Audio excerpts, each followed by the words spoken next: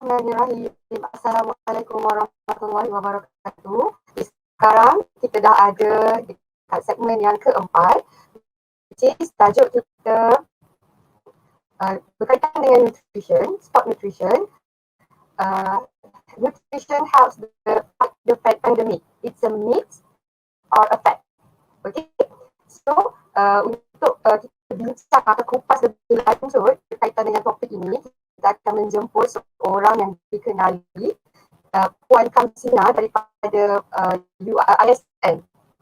Dengan itu kita jemput Puan Kamsina untuk tampil bersama-sama dengan kita. Kita tanpa buang masa, kita jemput Puan Kamsina untuk kenalkan diri, macam mana boleh involve dalam ISN, lepas tu kemudian macam mana, apa kepakaran Puan Kamsina sebenarnya kan. Jadi kita jemput. Sekian.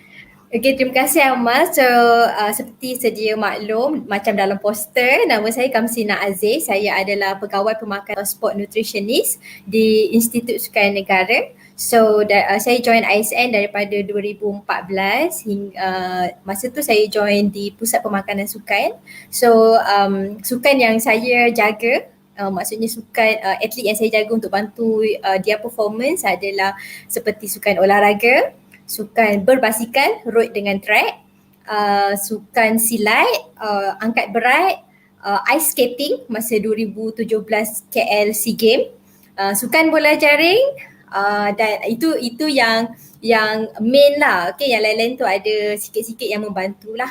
Okay, so basically saya lebih kepada sukan strength and endurance. Okay, so sukan yang nak sadar, sukan yang jantung tak sangat power. Okay, so strength and endurance sport.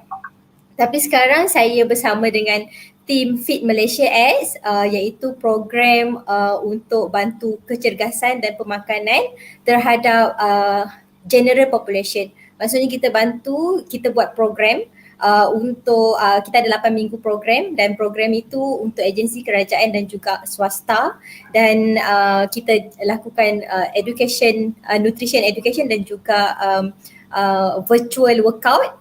So untuk bantu rakyat Malaysia untuk turunkan berat badan. So itulah saya sekarang di Pusat Fit Malaysia X, tetapi masih bawah ISN. Oh, banyak ya involvement, macam-macam jenis sukan lah Puan dah rasa ni, Puan dah rasa. Okay, tanpa kita buang masa, kita sikit lah kan. Banyak yang orang tak tahu ataupun mungkin orang tak familiar kan. Sebenarnya untuk kita sihat, sebenarnya 80% adalah daripada pemakanan dan hanya 20% sahaja daripada exercise.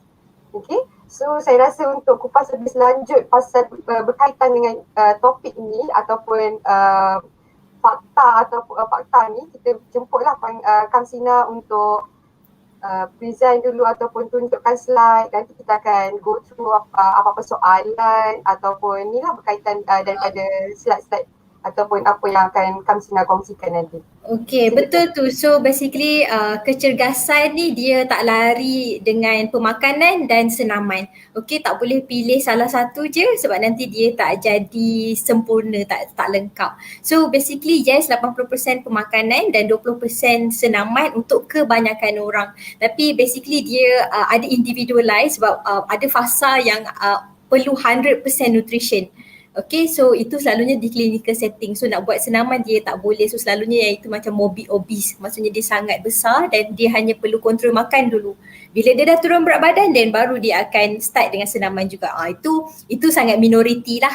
Okay, kebanyakan orang 80-20%. And then ada juga fasa dia dah turun berat badan semua dan dia kena kontrol macam 50-50. 50% nutrition, 50% exercise. Tapi itu pun minoriti juga. Tapi untuk concludekan, yes, kebanyakan orang fasa 80-20%. So memang kena combine nutrition dan senaman untuk dapat result yang bagus. Bukan setakat nak nampak berat badan tu turun, tapi nak fizikal kita pun cantik, macam nampak fit, macam nampak nampak sihat lah walaupun turun berat badan. Okay, so saya akan share saya punya slideshow hari ini. Okay, so terima kasih. Hari ini kita punya topik adalah dietary intake untuk tolong fight this pandemic situation. Okay, myth ataupun fact. Okay, so kita akan go through together. Okay, so kita punya topik hari ini adalah saya kupas sikit isu apa sebenarnya isu bila PKP ni atau MCO ni, apa sebenarnya yang berlaku kat dalam badan kita atau apa perubahan gaya hidup kita. Okay, and then saya teruskan dengan immune system dan juga jangkitan. Okay, dan immune system dengan sport performance. So kumpulan kat sini saya yakin ramai pendengar kita aktif bersukan. So kita nak tengoklah adakah immune system ni akan terganggu atau membantu bila kita involve sport. Okay, and then apa yang kita boleh lakukan in term of nutrition untuk bantu improve kita punya immune system. Okay, so first kali bila PKP, okay, ataupun MCO, kita punya perubahan gaya hidup ni agak signifikan, berbeza berbanding sebelum ni. So basically dari segi kita punya daily routine, kalau dulu kita pergi kerja mungkin ada yang naik public transport, jadi kena jalan kaki ke KTM, ke monorail semua tu. Jadi kat situ kita akan increase kita punya step count ataupun kita lebih aktif. Okay, tapi sekarang kebanyakan dari kita akan bekerja daripada rumah, so radius pergerakan kita dapur, toilet, bilik, ruang tamu, so memang sikit je. Okay, kalau kita ada tracker, so mungkin macam kita punya perjalanan seharian tu kurang daripada 1,000 langkah macam tu. So memang daily routine kita dah sangat rendah. Okay, and then tapi ada juga yang banyak dia punya daily routine kalau dia involve exercise lah. Okay, so yang kedua kita punya daily calorie expenditure. Bila kita punya pergerakan dah rendah, aktiviti kita pun dah rendah, mungkin sleep pattern kita pun dah lari, sekarang pula musim bola. So malam-malam tidur, pagi bangun dah tak ada sarapan semua, so dah kira brunch. Okay, so daily calorie expenditure boleh jadi dua. Okay, kalau kita kurang physical activity, so dari calorie expenditure kita iaitu penggunaan tenaga kita seharian sangat rendah berbanding yang sebelum ni kita guna masa kita pergi kerja, bawa kereta, naik tangga, pergi jalan kaki ke public transport semua tu, dia dah rendah pada situ. Ada juga daily calorie expenditure dia tinggi, okay, especially for those yang ambil peluang ni untuk bersenam, okay, untuk join fun run virtual, untuk complete half marathon, full marathon, okay. So kat situ akan increase energy expenditure kita. Okay, ada juga kita punya stress level pun boleh dikatakan terganggu jugalah, okay, tepu juga di rumah, okay, tak dapat bergerak banyak ni, so stress level akan meningkat. Okay, selain daripada tu, of course the main point adalah pathogens ataupun virus COVID-19 yang paling kita takut sekarang ni, sebab dia dah kategori macam sporadik, sangat banyak kes, especially kami di Selangor ni banyak kes sporadik, so berada di sekeliling kita. So itu antara ancaman lah, okay, di musim PKP MCO ni semua. Okay, and then saya sedikit nak memberi gambaran jelas.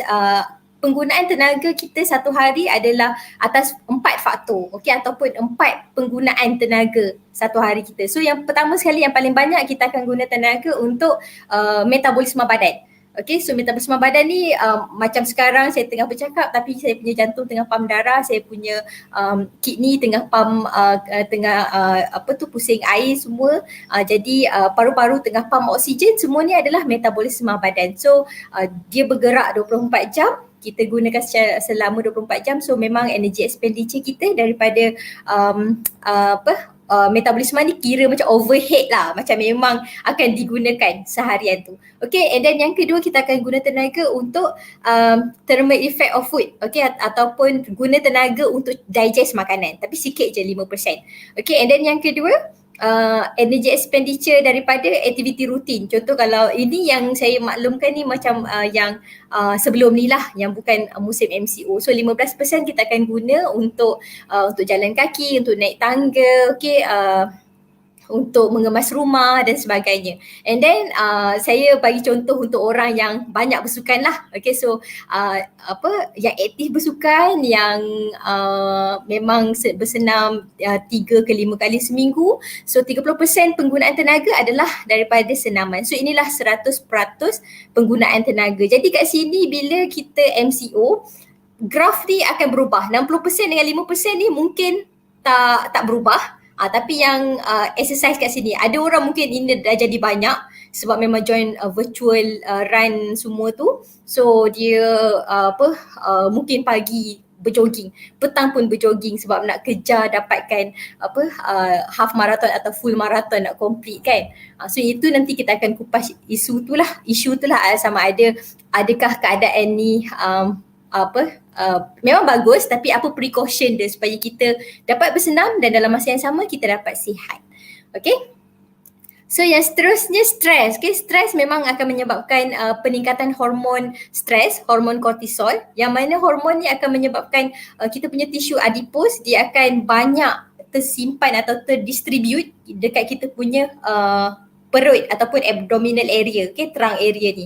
Okay, and then dia juga akan reduce sensitivity of hormone leptin. So basically hormon leptin ni adalah hormon untuk kawal kita punya makan. Okay, dia akan stopkan kita kalau kita dah ada ura-ura nak terlebih makan. Jadi kalau kita stres, hormon leptin ni tak sensitif, so that's why kita akan keep rasa macam lapar, keep rasa macam nak makan. Okay, itulah ada isu, okay, gain berat badan semasa MCO ni, okay, and then dia akan enhance insulin resistance. So banyaklah benda yang tak bagus bila kita stres, and then of course kita akan prefer makanan yang tinggi lemak dan tinggi sukros, atau memang nak makan yang rasa sedap, yang rasa manis. Okay, itu memang keadaan bila kita stres, hormon kortisol ni akan buat this kind of macam changes lah in our body.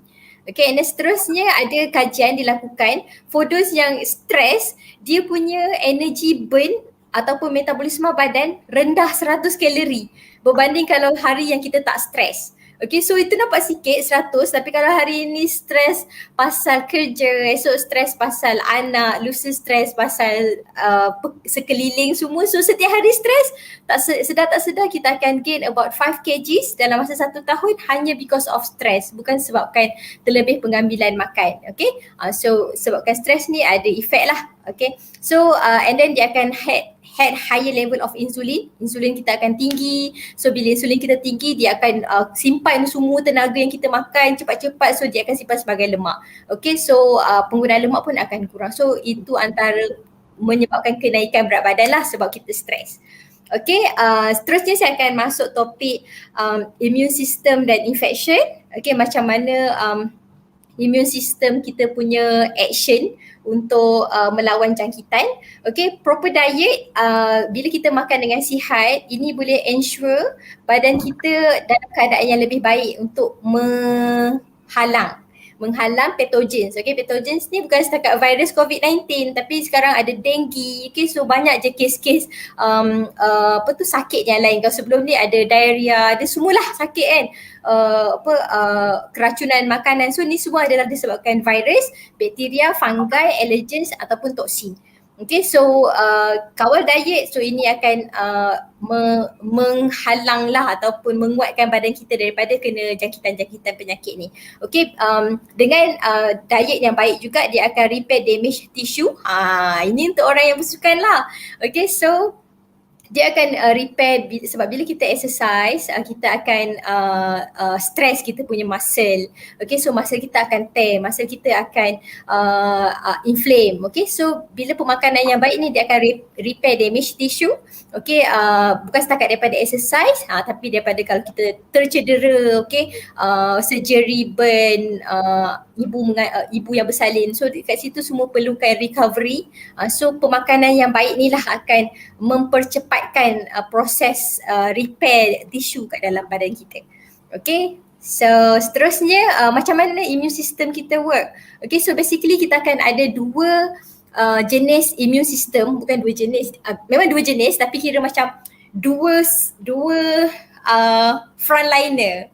Okay, so yang first kita panggil innate immunity, yang mana innate immunity ni adalah physical barrier. Contoh bila kita masuk something dekat kita punya hidung, tiba-tiba kita bersin, itu adalah tanda-tanda ada something foreign yang badan kita tahu dia akan harm dekat badan kita. So itu physical barrier lah, mucus, okay, kita bersin semua tu untuk keluarkan. Okay, ada chemical barrier, ada juga white blood cell yang akan makan kita punya bakteria yang dah masuk dalam badan. Okay, so tapi kalau let's say innate immunity ni, the frontliner ni tak mampu nak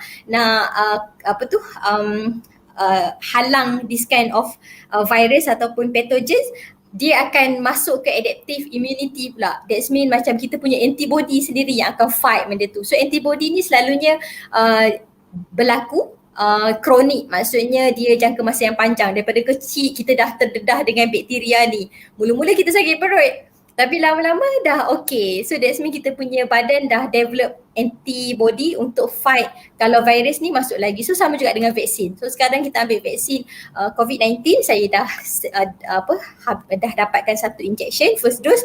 So vaksin ni adalah walaupun badan kita belum dapat that kind of disease, tapi dia dah masuk siap-siap. In future kalau ada je vaksin tu, kalau ada je this virus masuk dalam badan saya, so vaksin ni dah siap-siap halang dia. Okay, tak perlu badan kita nak kenal dia dulu and then baru adapt and then baru buat yang baru. Okay.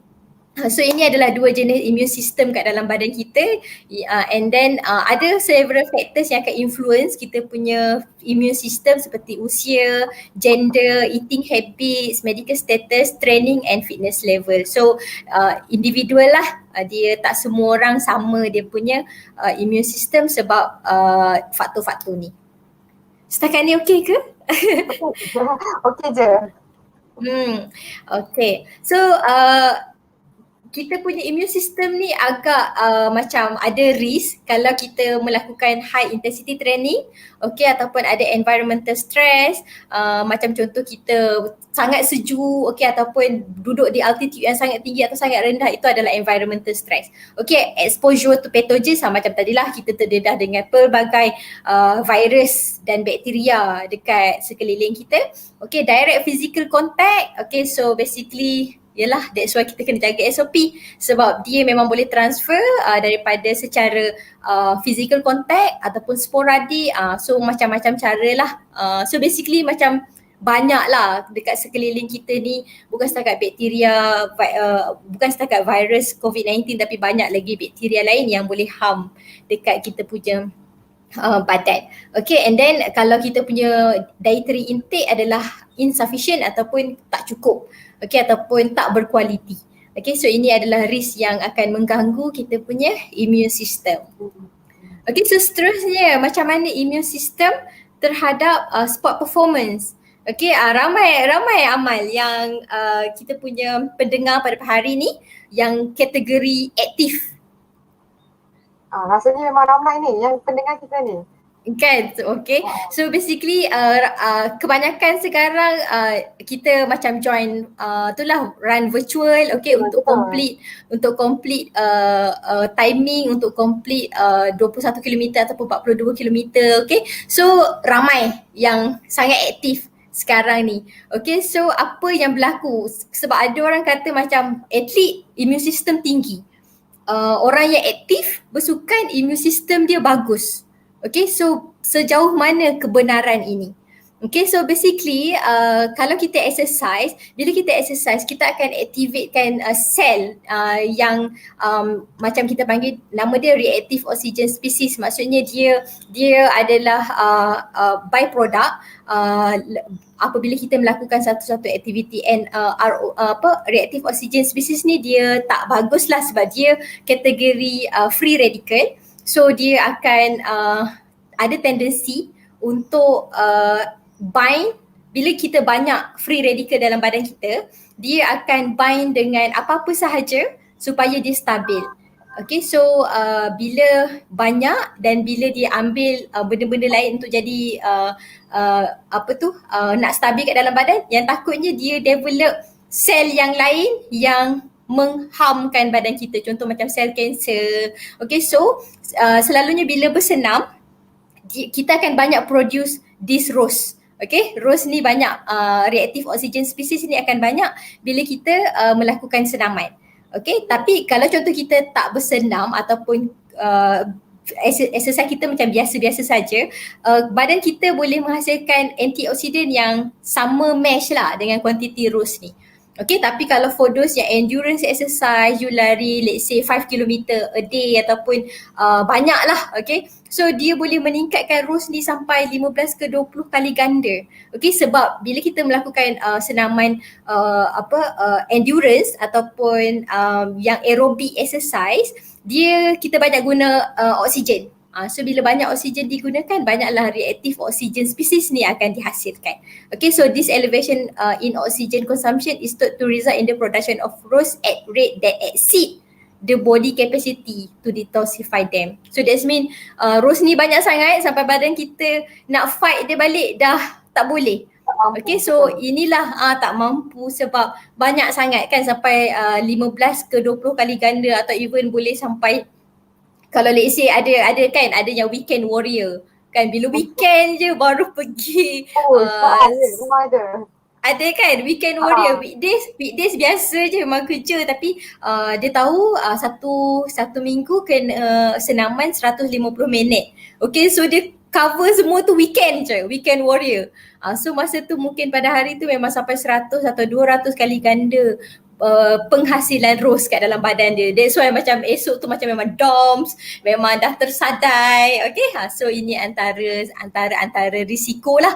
Kita perlu ada knowledge so that kita boleh prevent ataupun kita boleh control lepas kita melakukan satu-satu aktiviti tu. Okay, so effect of exercise and training on immune system. So bila kita ada high intensity training atau competition, kita especially yang back to back punya competition, so kita akan lack of recovery. Okay, so kita akan, immune system dalam badan kita akan depress, okay, atau suppress. So dia akan increasekan lah risiko kita kepada penyakit-penyakit kat luar sana. Sebab basically macam ni Amal, bila kita bersenam, kita punya otot dah damage. Ya, betul. Immune system akan berusaha untuk repair that damage. Maksudnya bila badan kita bersenam, dia akan inflame. Okay, kalau kita nampak merah-merah tu kita tahulah tu bengkak, tapi kat dalam badan kita tak nampak bengkak tu, tapi dia berlaku. So badan kita atau immune system kita ni dah nak pergi buat kerja repair damage tu. Tapi at the same time sekarang ni dengan COVID-19 semua, ada lagi satu pintu lain yang buka ruang untuk masuk patogen pula. Dah lah nak repair damage muscle and at the same time ada pathogens pula. So badan kita, immune system kita ni sangat macam banyak kerja. Yes. Bekerja keras, so dia akan increasekan risiko kita untuk dapat penyakit. Okay, so dia lebih vulnerable lah untuk dapat penyakit ataupun infection ni. Bila kita macam, maksudnya bukan kata macam tu tak payah senaman lah kan, sebab sekarang ni kita kiranya biar pintu patogen je yang kita halang. Senaman ni biar kita punya otot relax tak boleh juga, sebab nanti kita tak sihat secara keseluruhan. Okay, so the risk of infection is greatest in team sport. Okay, so nasib lah sekarang lockdown, team sport tidak dibenarkan. Okay, sebab kenapa team sport ni dia banyak melibatkan physical contact. Okay, ataupun sukan individual tapi banyak melibatkan physical contact juga, agak tinggi dia punya risiko untuk dapat jangkitan berbanding sukan yang betul individu. That's why yang kita benarkan sekarang adalah berjogging, okay, berbasikal, yang seorang-seorang, and then kena jaga jarak, so tak boleh rapat-rapat berjogging dekat-dekat sangat. Okay, sebab nak kurangkan risiko jangkitan ni. Okay, so apa yang kita boleh lakukan dengan cara pemakanan? Okay, so basically first kita boleh makan sebaiknya dan seeloknya kita makan makanan yang fresh. Okay, maksudnya memang daripada nasi, roti, keledek, kentang yang semuanya semula jadi. Okay, lepas tu kalau contoh daripada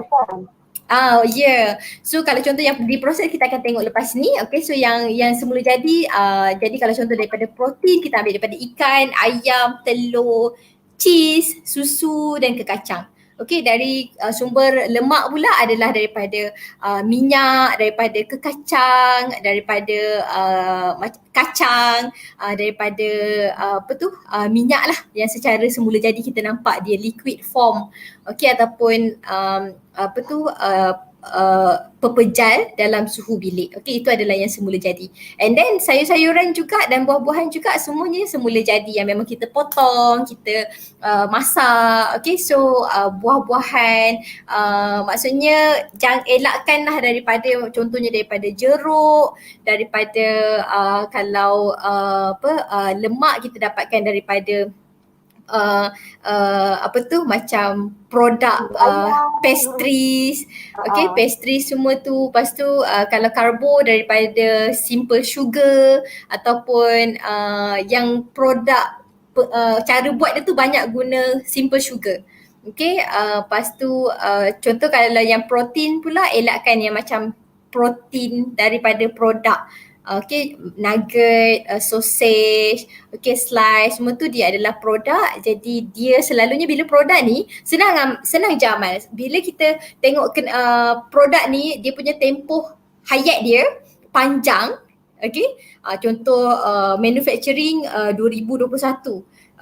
Expiry date 2023 atau 2022, itu tandanya dia adalah processed food. Okay, bila dia processed food ni dia akan masukkan elemen lemak, sodium, gula, sebab inilah antara ejen-ejen pengawet makanan. So yang kita tak naknya macam sodium tu tinggi, so dia akan increasekan risiko untuk darah tinggi, okay, and then lemak-lemak pun selalunya akan lemak tepu lah. Lemak tepu dengan lemak trans ni akan bagi risiko kepada penyakit jantung.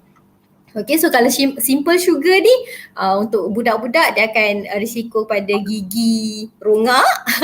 Okay, dan kalau untuk dewasa especially those yang memang ada family history diabetes semua tu, so memang akan bagi risiko lah. Okay, and then selalunya makanan-makanan yang proses ni dia akan menghilangkan nutrien kat dalam makanan semula jadi tu. So that's why badan kita akan kurang dapat nutrien yang kita nak untuk fight this macam pandemik ni lah, untuk improve kita punya immune system.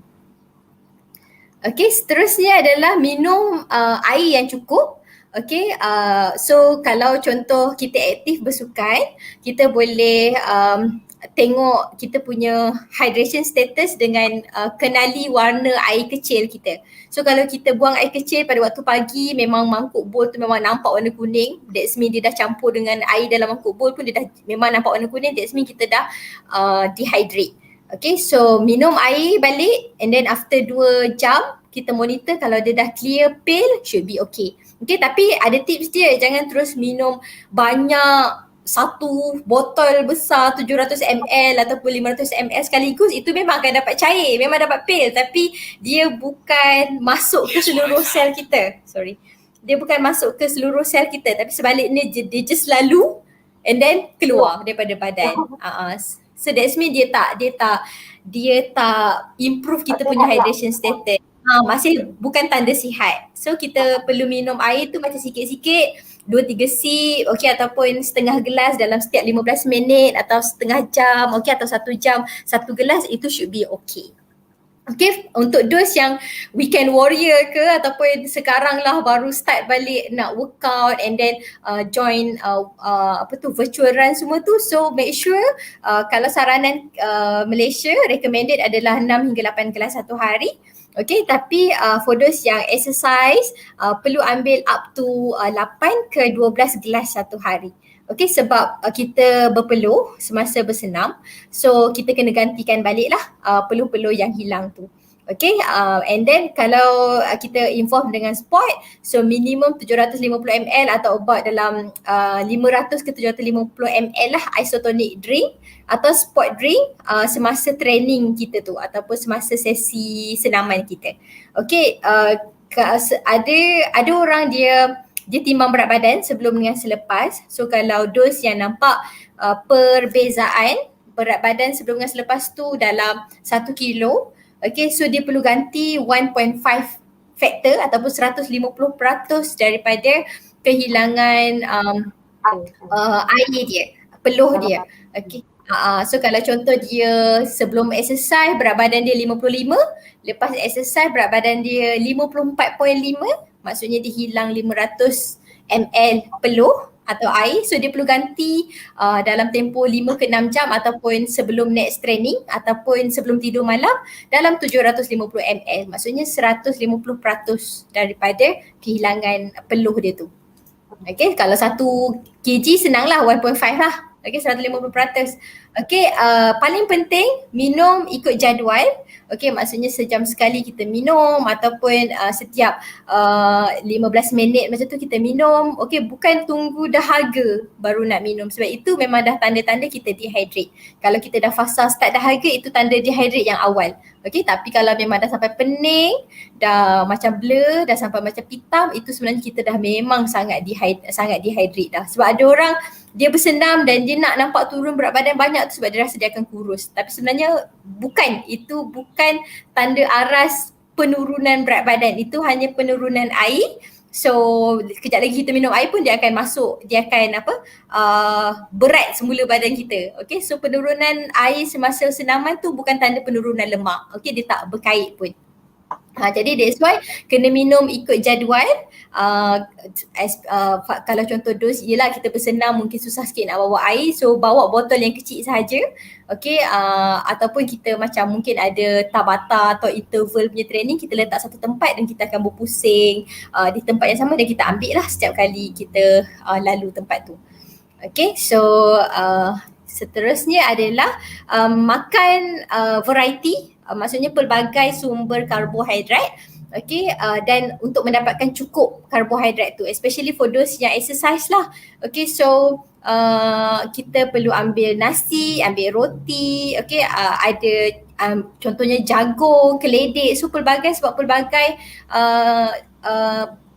karbohidrat ni dia memberikan vitamin yang berbeza, especially especially kan untuk buah-buahan. So basically kalau kita ambil buah-buahan yang pelbagai warna, dia akan memberikan kita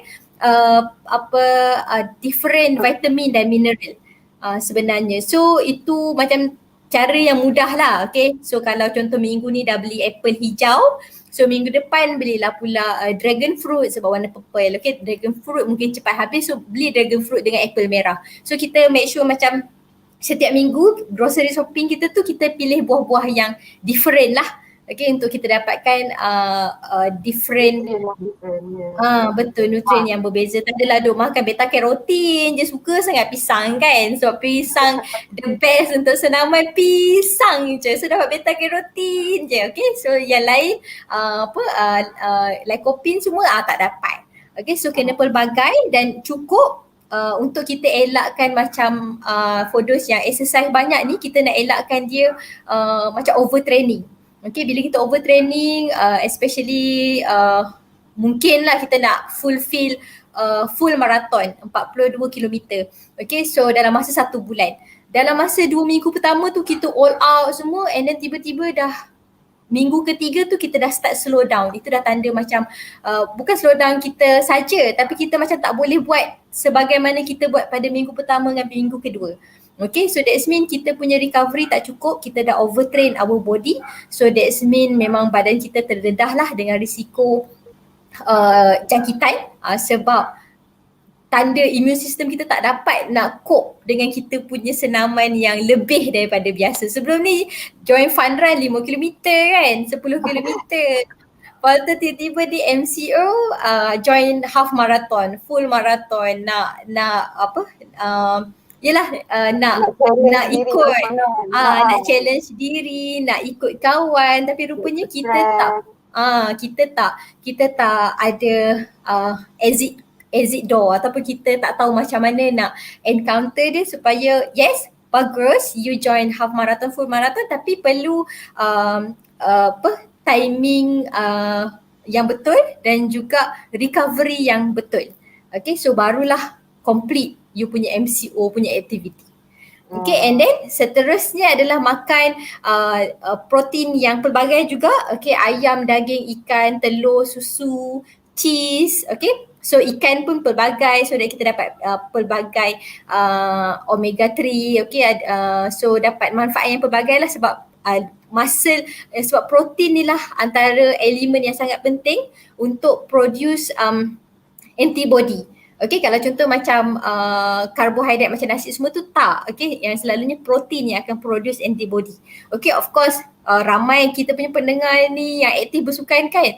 You nak exercise, of course you nak, kalau tak nampak sadar pun at least nak nampak badan tu fit dan nampak lean. So kalau tak kalau tak makan protein yang berkualiti, makan ikan masin, makan macam kiranya ayam pun ataupun ikan tu ekor ikan saja, so tak cukup. Jadi dia tak dapat nak repair muscle kita yang kita baru cederakan masa senaman tadi, and at the same time of course kita nak improve, nak bina otot yang baru. So tak cukup. Jadi that's why kena memang ayam tu ambil bahagian thigh, ambil bahagian dada untuk betul dapat jumlah yang cukup. Okay, sarapan, lunch dengan dinner ada protein adalah lebih baik. So janganlah sarapan setakat what we call roti dengan kaya. So itu adalah dua-dua karbohidrat. So at least sarapan dengan susu, susu adalah sumber protein. So kat situ kita akan make sure lah at least protein kita bukan deficient ataupun bukan rendah sangat. Okay, so memang protein sangat penting untuk bina enzim, untuk bina hormon, okay, untuk help immune cell punya function. Okay, sebab immune cell kita tadi dah banyak dah buat kerja dekat kita punya otot semua. So kalau ada jangkitan lain, takut immune kita tu cukup-cukup untuk repair otot kita yang tercedera tadi je. Okay, bukan untuk fight this pandemic. Okay, so aid in speed up metabolism and untuk juga repair balik kita punya koyakan lah kalau dalam kita punya otot atau kita memang ada tercedera semasa senaman tu. Okay, tips seterusnya adalah makan sayur-sayuran pelbagai warna. Okay, sebab contohnya buah yang berwarna purple dia akan ada antioksidan ini. Okay, so buah yang warna kuning, orange dia akan ada beta carotene untuk kebaikan mata. Okay, so kebanyakan buah-buahan ni dia ada antioksidan yang pelbagai. So antioksidan ni lah yang akan protect ataupun repair kita punya sel daripada cirrhosis ni tadi. Okay, so contohnya rose ada banyak dalam badan kita. Kalau ada antioksidan, dia akan bergabung dengan rose ni dan dia bawa keluar. Tapi kalau katakan badan kita banyak rose and then tak ada antioksidan, that's why rose ni akan bergabung dengan apa-apa sahaja yang ada unsur oksigen supaya dia stabil dan dia akan buat kroni dia yang lain. Untuk tengoklah dia jadi apa-apa, hopefully yang kita sangat takut adalah untuk dia jadi sel-sel kanser atau sel-sel penyakit lain. Okay, so kalau kita ada ambil antioksidan, okay, so remember lah for those yang memang aktif bersukan, kena ambil antioksidan, okay, dan juga omega 3. Omega 3 ni adalah anti-inflammatory, untuk bantulah bila kita exercise tu kita punya badan banyak bengkak-bengkak, walau yang nampak dan yang tak nampak. So omega 3 ni juga akan bantu untuk improvekan kita punya immune system. Okay, dan dia akan delay fatigue dan juga anti-aging lah, awet muda. Okay, so contohnya beta carotene, vitamin C, vitamin E dan ada mineral zinc. Okay, vitamin C kena combine dengan zinc. So baru dia akan lebih better function kat dalam badan. So make sure colourful. Okay, hopefully kita pelbagaikan kalau dah sayur, the best macam mixed veggies lah. Okay, ada brokoli hijau, cauliflower putih, carrot warna orange. So memang itu adalah combination yang sangat bagus. So make sure kalau weekend kita grocery shopping, ada 3 beradik ni the best lah. Okay, so next week tukar pula sayur-sayur yang lain. So I think this is last. Okay, so tips yang terakhir adalah ambil probiotik dan prebiotik. Sebab probiotik ni adalah mikroorganisma ataupun kita panggil ialah bakteria yang ada kat dalam kita punya usus. Okay, so bila dia ada dalam usus, dialah yang mencerna kita punya makanan dan juga buat aktiviti digestion lah. Okay, so kalau let's say kita makan dah bagus, dah makan semua buah-buah sihat, sayur-sayur sihat yang kita dah bincangkan tadi, tapi kalau katakan kita punya organisma hidup ataupun bakteria kat dalam usus kita tu tak banyak, so kita akan buang je apa yang kita makan.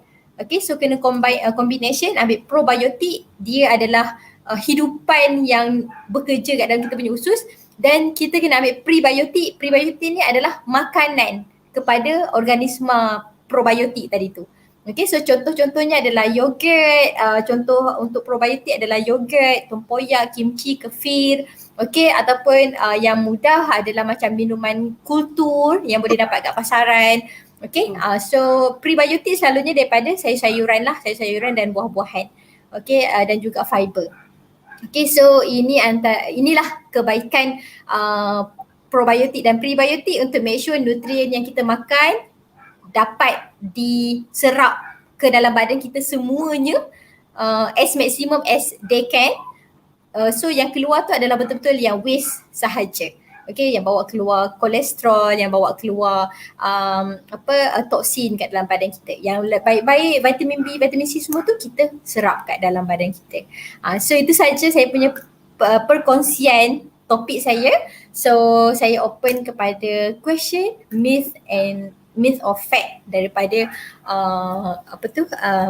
pihak UIA. Okey. Sangat menarik perkongsian daripada Kamsina tadi. Macam ada satu tadi Kamsina kata kan yang mana sebenarnya karbohidrat ni sangat penting. Maksudnya even kalau kita nak sihat sekalipun kita kena makan nasi. Betul Kamsina? Maksudnya betul. Dia tak nak makan nasi. Karbohidrat dia nak ambil yang lain, nak gantikan dengan lain. Sebenarnya nasi tu adalah makanan ruci rakyat Malaysia. Jadi kita dah dari kecil kan dah diajar untuk makan nasi. So sebenarnya nasi tu sangat penting. Adakah berbeza jika nasi tu kita ambil, kita tukar kepada brown rice ataupun kita ambil beras basmati ke? Adakah berbeza? Okay, so betul memang nasi ni adalah makanan ruji rakyat Malaysia. Okay, ada orang tak makan nasi menggeletar dia punya lutut pukul 11 pagi. Okay, kalau kita tak makan nasi kita akan cakap kita belum makan. Walaupun tadi dah makan mi goreng, bihun goreng, so dia memang mindset daripada kecil tak makan nasi maksudnya kita belum makan. Okay, so kalau tengah hari dah makan contoh fast food ke apa, kita akan malam tu nak cari juga nasi. So memang basically nasi ni adalah makanan ruji. Okay, dan fungsi karbohidrat adalah tenaga utama kat dalam badan kita. So let's say kita makan nasi, lauk, sayur, nasi ni lah yang first akan dicernakan oleh badan untuk bagi kita energi. Kalau kita makan buah ni lah yang akan dicernakan dengan segera untuk bagi kita energi. So persoalannya adakah kita tak boleh hidup tanpa nasi? So tidak juga, sebab dalam sistem pertukaran makanan ataupun kumpulan nasi ni dia sebenarnya di bawah kumpulan rice, cereal, okay, ataupun starchy. So kalau let's say tak nak makan nasi, kita boleh ambil keledek, okay, roti. Kalau nak kata brown rice atau basmati rice tu sebenarnya sama, cuma komposisi fiber dia lebih banyak berbanding kalau beras kosong ni. So itu kebaikannya dari segi GI, maksudnya kadar penyerapan dia ke dalam darah kita sama ada cepat atau lambat. So kalau brown rice atau basmati rice dia akan lambat sikit. So dia bila kita makan dia tak adalah terus speed up. So especially for those yang ada diabetik, dia speed up cepat sangat and dia drop cepat sangat, so hypo. Okay, so that's why perlunya macam brown rice ataupun basmati rice atau parboiled rice untuk dia ada fiber. Bila dia ada fiber, dia akan dicernakan slowly dan dia akan masuk dalam darah kita slowly. So kita pun lebih tenang. Okay, tak adalah tiba-tiba lepas makan tiba-tiba terus hyper. Okay, tapi kalau tak nak makan those rice, sebab kalau makan nasi ni ada yang nak makan nasi dengan macam tuna. Okay, ataupun so dia tak match. Jadi selalunya orang contoh sarapan ambil dengan roti. Okay, kalau let's say for those yang nak turunkan berat badan lah, bila kita makan nasi ni susah sikit kita nak kawal kuantiti sebab dah sedap, lauk sedap, tambah pula walaupun dengan sup sayur ataupun tom yum sayur saja pun sedap juga nasi tu satu senduk tak jadi.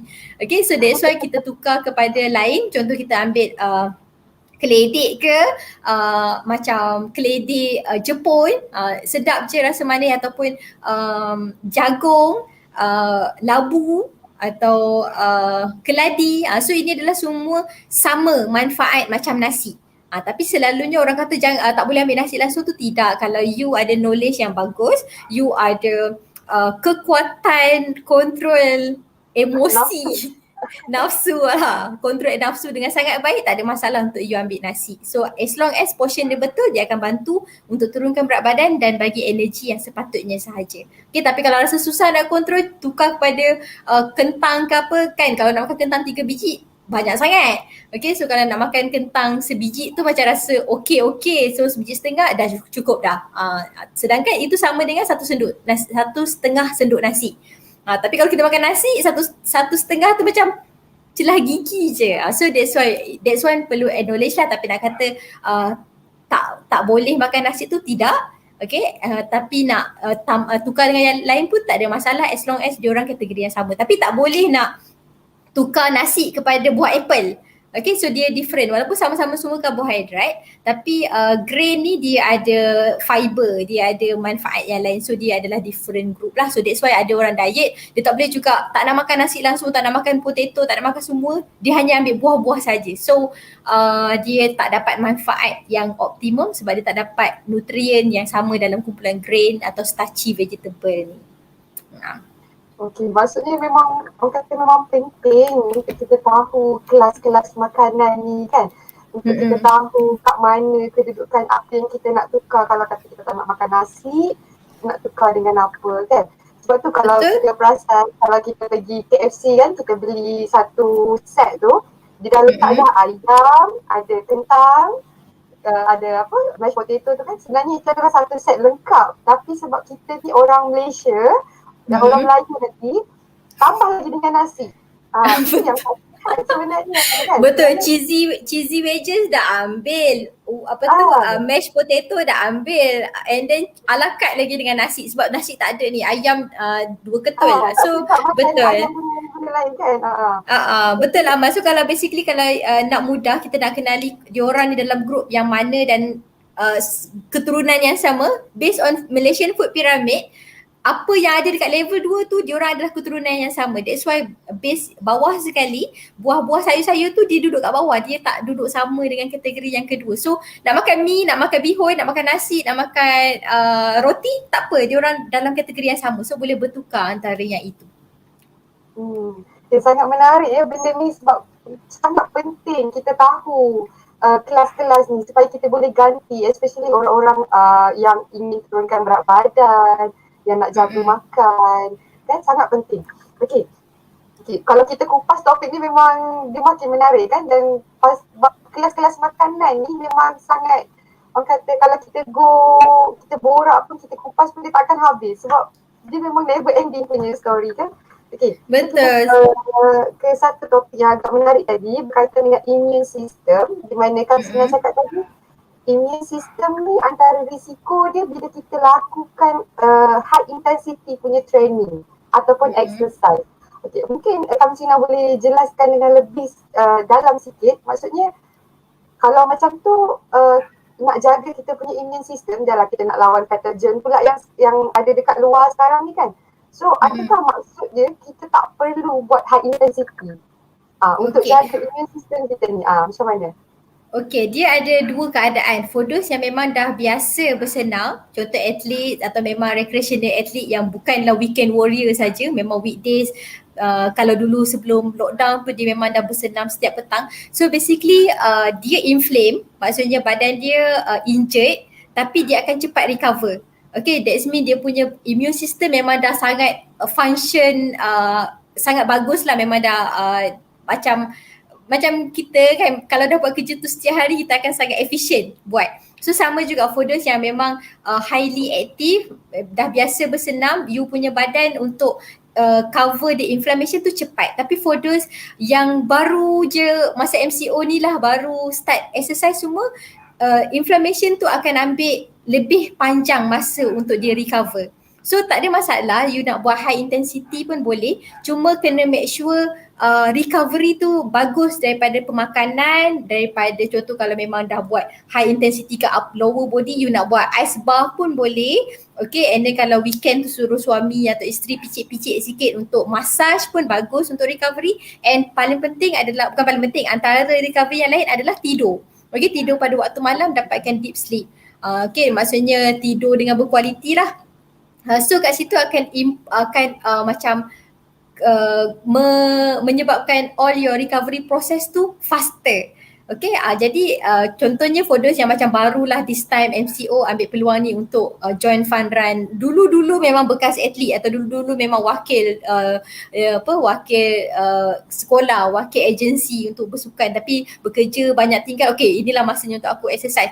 So you kena understand your body ada terdedah kepada jangkitan penyakit, tapi nak buat senaman boleh, tapi kena kawal lah pemakanan. Lepas tu ambil contohnya drink, recovery drink lepas workout, contoh ambil susu, okay, lepas workout untuk recovery balik you punya muscle. So at least bukanlah apa yang ada dalam badan tu je nak bekerja. Okay, kena sama support daripada makanan untuk dia cepatkan recovery. Okay, makan buah-buahan supaya you dapat antioxidant untuk combat this rose yang banyak kat dalam badan. So jangan macam lepas bersenam penat balik terus mandi. Mandi tu pula tak minum, contohnya masa senaman tadi, senaman dah sampai 2 jam jogging, tak minum sport drink. So dalam bilik air pun dah kena cramp. Okay, so itu antara macam tak overall lah, tak overall you punya strategi nak. Tak ada masalah pun, okay je untuk pergi bersenaman high intensity, cuma recovery after that atau strategi lepas tu untuk improvekan immune system tu macam tadilah yang kita bincang dari segi makanan jaga, okay, jangan makan processed food sebab kat situ tak ada vitamin mineral semua. So ambil sayur-sayuran yang colourful, so kat situ akan dapat antioxidant, dapat beta carotene, vitamin C dan sebagainya. Okay, so maksudnya untuk kita sama-sama tolong badan kita sendiri, immune kita nak kerja, kita kena tahu cara recovery yang terbaik. Maksudnya boleh nak exercise macam mana pun, nak high intensity ke, nak slow intensity ke, yang penting kita tahu macam mana nak recovery supaya kita boleh tolong badan kita, supaya dia tak kerja seorang-seorang kan. Betul. Okay, so next, banyak kali Kamsina sebut berkaitan dengan ROS ataupun weekend warrior kan? Okay, weekend warrior. Okay, dalam masa sama kita ada soalan juga berkaitan dengan weekend warrior ni. Maksudnya macam ada yang tanya, kita tengok soalan daripada Nadia Hamdan sebab agak menarik berkaitan dengan sebenarnya memang kita perlu bersenam hari. So dia kata Nadia Hamdan, so maknanya perlu ke kita bersenam hari-hari kalau fokus on weekend je akan tingkatkan ROS. So kita tahu tadi ROS ni tak bagus kan? Kalau banyak dalam badan tu macam mana Kamsina?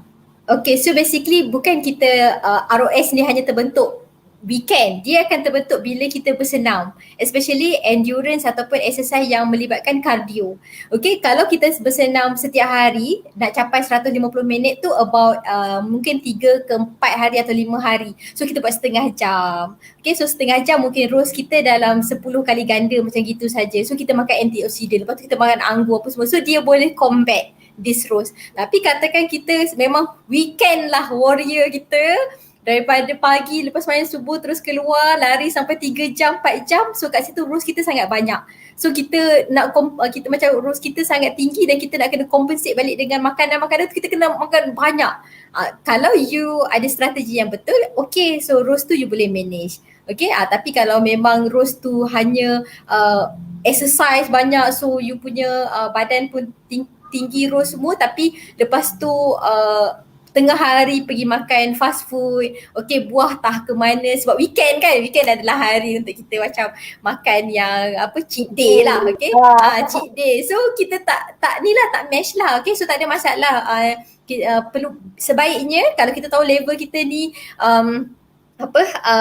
weekend je nak makan yang mungkin follow anak-anak punya permintaan ke, so sebaiknya kita exercise sikit-sikit semasa weekdays ni supaya kita pun dapat cover balik sikit-sikit, so dia akan optimum lah.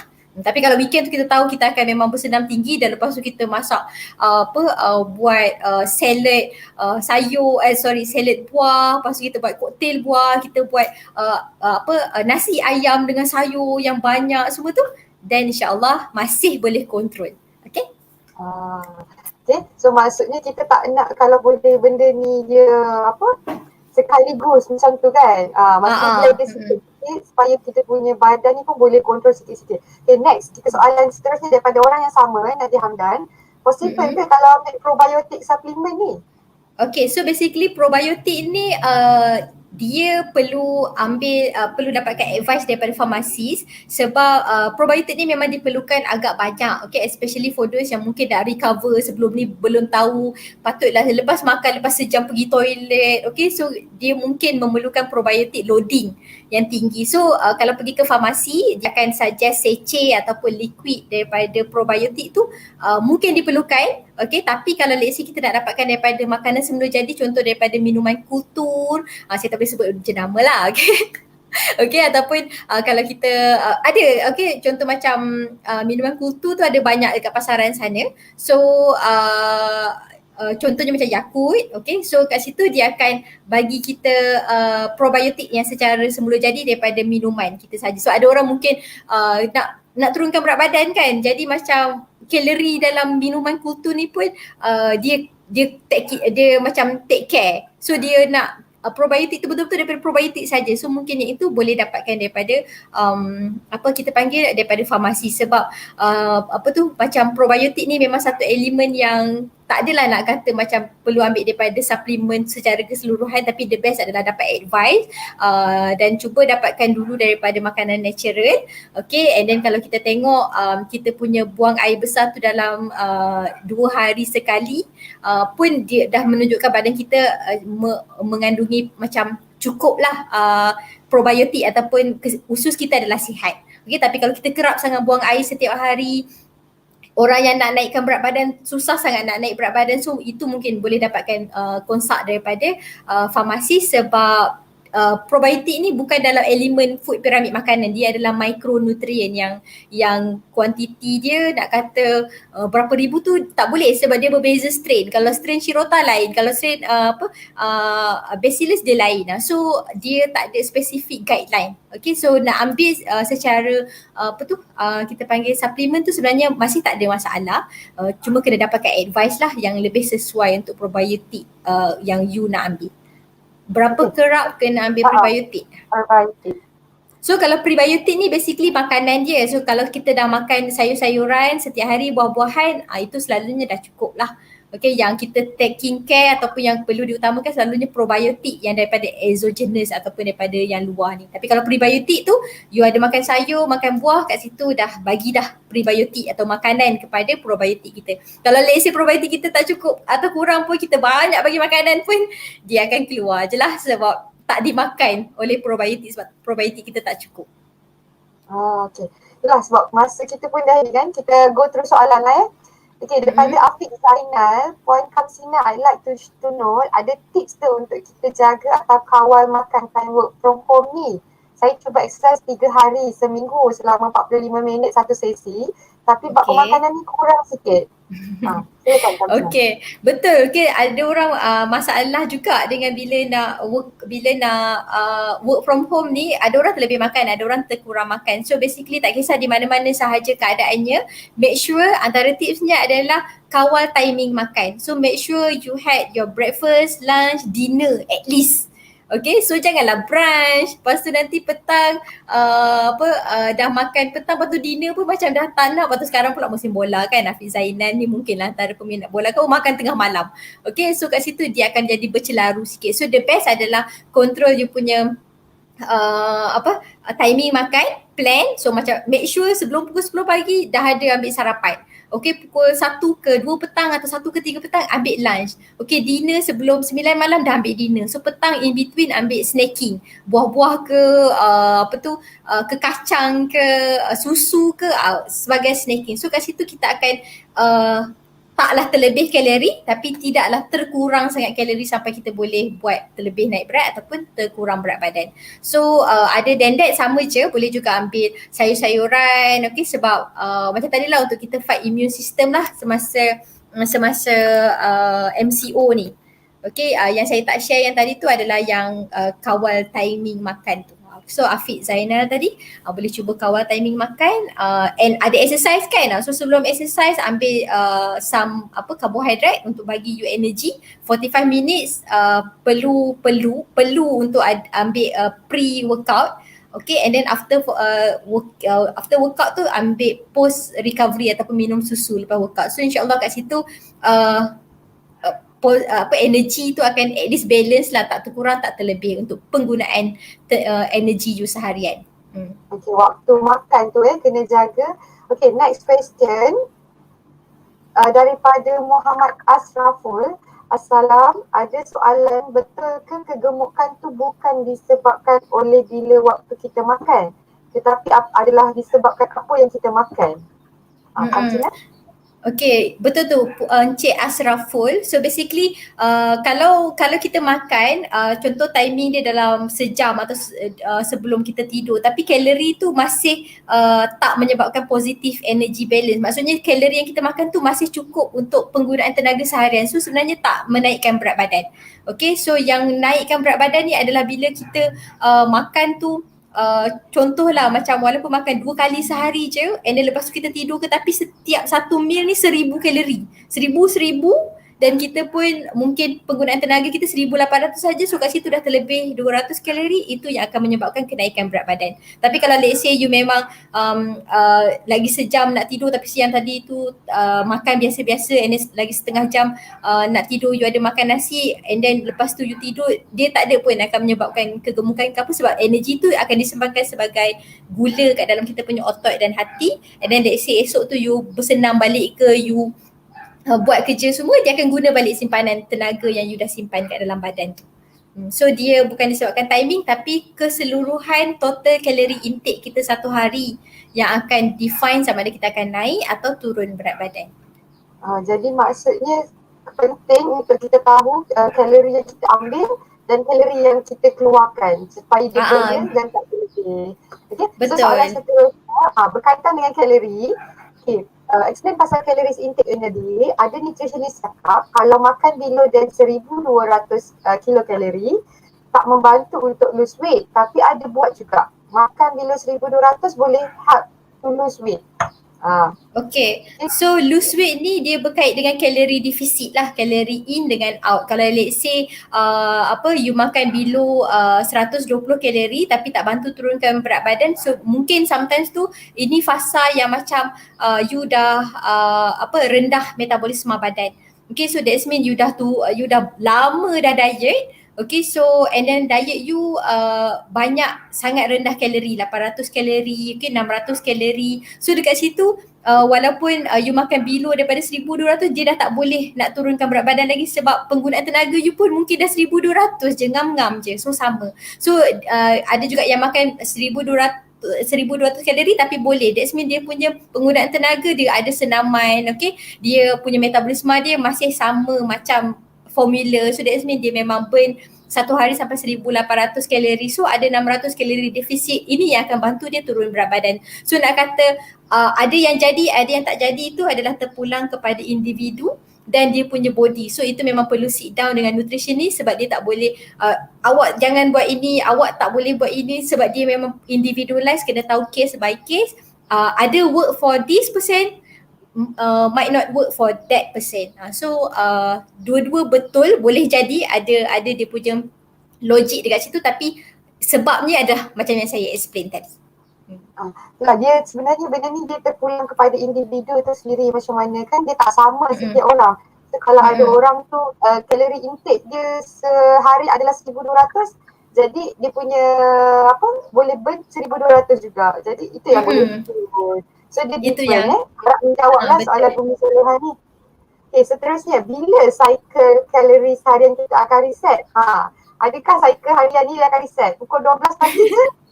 Yang baru, macam mana? Daripada Nur Hamimah.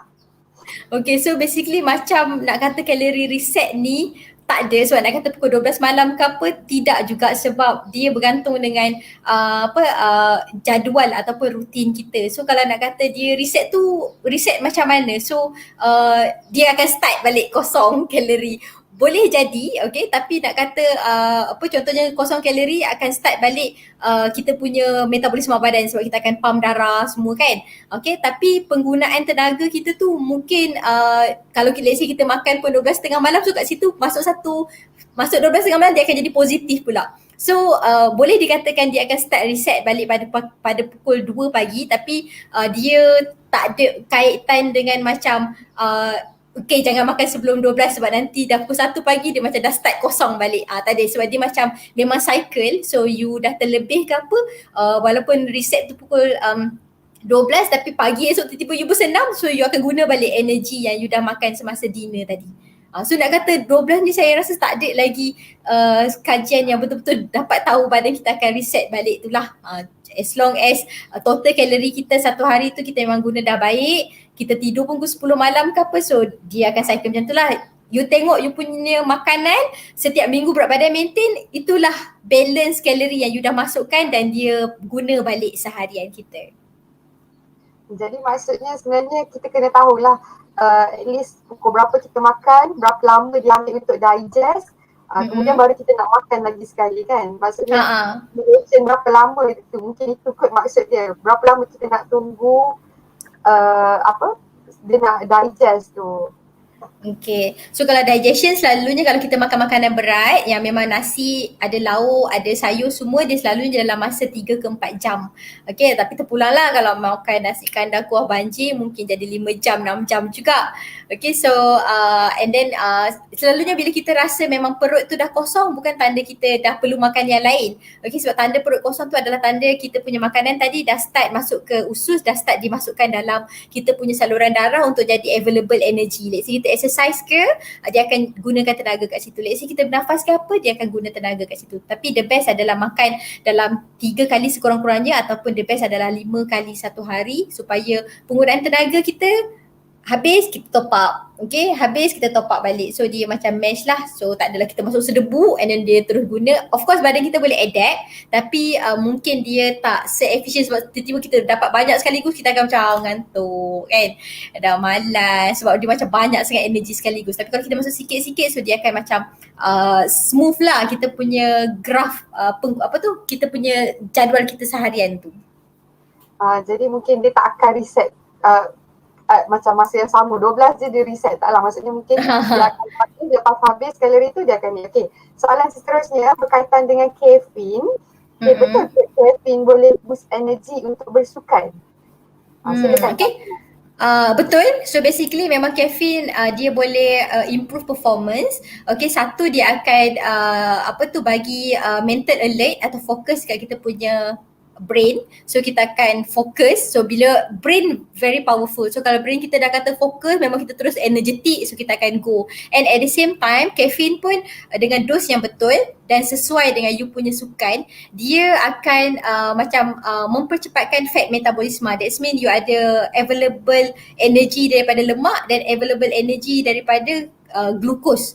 Okay, so dua ni combine, so you macam energetic lah, memang power ataupun macam boost energy you untuk bersukan tu. So yes, caffeine betul, cuma dia perlu ada dosage yang betul lah, dan timing yang betul. So dia quite tolerance kepada people, ada selalunya dalam masa 1 jam sebelum kalau you ingest caffeine, so dia akan bagilah the alertness dalam masa semasa you workout. Okay, maaf. Okay, maksudnya caffeine ni betul-betul boleh membantu. Fat lah, dia betul fat. Memang it's a fat, tapi kena tahu sukan yang betul, dos yang betul dan masa yang betul. Okay, untuk soalan seterusnya daripada Junita Sidrus, adakah ada indication tak untuk tahu probiotik kurang atau cukup dalam badan? Okay, so basically macam tak ada direct indication. Okay, macam let's say ada streak ke apa kan untuk kita check darah untuk tahu tu, tak ada. Cuma kita boleh identify daripada kita punya badan punya kesihatan. So macam contoh saya cakap tadi, kalau let's say kita makan tapi buang air besar tu macam kerap satu hari, and then for those yang macam nak naikkan berat badan, dah makan macam-macam sihat kan, salmon lah, celery semualah yang so called superfood tu semua kita makan, tapi tak dapat pun naik berat badan. So itu adalah tanda-tanda you punya usus kekurangan probiotik untuk digest nutrien yang you dah supply kat dalam badan. So indication tu agak individualized. So macam tadilah tengok kuantiti buang air besar dengan juga hasil dia dekat dalam badan kita. Okay. Mungkin soalan yang akhir daripada Hasma Nizam, sebab sedar-sedar kita dah sampai sejam kita punya discussion ni. Okay, betul ke orang kata dalam masa sejam selepas exercise kita boleh makan apa je sebab masa tu badan kita paling efektif proses makanan dan kita tak akan jadi gemuk. Menarik soalan ni. Silakan Kak Cina. Betul kan? Okay. Boleh makan apa je? So basically window period untuk kita recovery muscle adalah within 30 minutes after workout. So let's say kita habis workout pukul 6 petang, 6 ke 6.30 adalah best timing untuk kita perlu supply protein. That's mean kalau you minum protein powder atau you ambil susu, so kat situ protein tu akan cepat-cepat pergi ke otot yang cedera, otot yang nak dibina balik untuk dia recover and dia akan rebuild. Okay, tapi nak kata macam lepas 1 jam tu you terus masuk tak kisah banyak mana, itu bergantung pada kalori juga. So kalau let's say memang masa tu glycogen you dah memang sangat deplete, so macam storage gula dalam otot dengan hati dah sangat rendah, especially kalau you buat high intensity atau low intensity tapi long duration, so memang glycogen dah sangat deplete dalam badan, so badan you akan starving for those energy, so you makan dia akan top up balik. Tapi kalau let's say memang dah top up tu banyak sangat pun tidak juga, sebab dia still akan jadi lemak untuk tengoklah kalau let's say dah lepas tu kita berehat workout mungkin selepas seminggu balik, so dia akan simpan sebagai lemak. So nak kata macam confirm tak jadi gemuk tu tidak juga, dia berkait dengan kalori, total kalori yang kita masukkan semasa tu. Okay, tapi at least you dah bersenam kan, so you baru burn kalori, so at least energy expenditure you satu hari tu lebih tinggi lah. Tapi nak kata confirm makan apa-apa saja confirm tak gemuk tu tidak juga, sebab dia berkait dengan total kalori injection satu hari kita. Okey.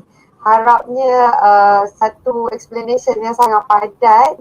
Sedar-sedar kita dah nak sampai hujung sesi. Okay. So sebagai penutup mungkin Kamsina ada apa-apa boleh cakap macam berkaitan dengan tajuk kita lah. Maksudnya pemakanan ni mampu melawan pandemik ni, COVID-19 ni. Bukan hanya dengan exercise, jaga SOP, sebab kita tahu dekat TV kan banyak sangat cakap pasal jaga SOP, fizikal, tapi sebenarnya pemakanan ni pun adalah salah satu penyumbang untuk kita jaga diri kita daripada terkena wabak ni.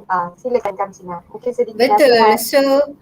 So basically macam jaga SOP, sanitize our hand, itu adalah satu barrier yang pertama untuk kita halang daripada COVID ni masuk kat kita. Tapi kalau let's say dia masuk ke apa, our immune system kita memang dah kuat, cukup kuat untuk kita pun fight dia daripada macam sangat menghamkan kita punya badan. So basically macam perlu dua protector lah. Okay, badan kita sendiri sihat, host sendiri sihat, dan juga kita elakkan daripada dia masuk ke dalam badan kita dengan kita jaga kebersihan dan juga no contact semua tu.